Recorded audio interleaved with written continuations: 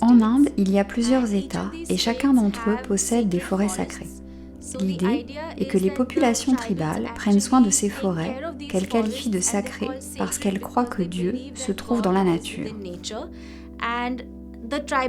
Les tribus dépendent de ces forêts pour diverses ressources naturelles comme le bois, les légumes, les herbes, les fruits ou l'eau.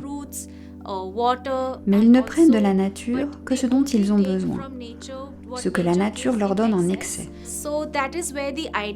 C'est donc là que se trouve l'idée de résilience.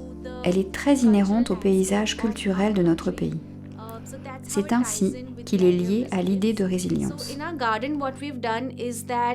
Dans notre jardin, nous avons créé un effet de forêt sacrée en entrant.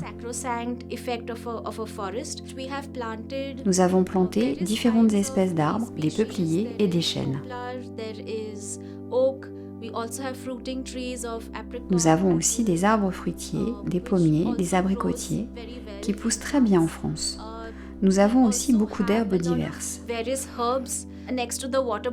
À côté du plan d'eau, nous avons des Hyménocalyces littoralis, des lys araignées, des bambous d'eau. L'idée est que lorsque vous entrez, vous ne voyez pas cet étang. En fait, on voit juste la forêt, puis on traverse un pont. Vous vous retournez et tout d'un coup, vous voyez cet étang qui est là, qui récolte l'eau de pluie. Il y a un petit banc avec des détails complexes, gravés. C'est quelque chose que l'on voit souvent en Inde. C'est un endroit d'où l'on peut regarder l'étang. Et c'est aussi là que vous découvrez les herbes aromatiques, dont on peut cueillir les feuilles si on le souhaite.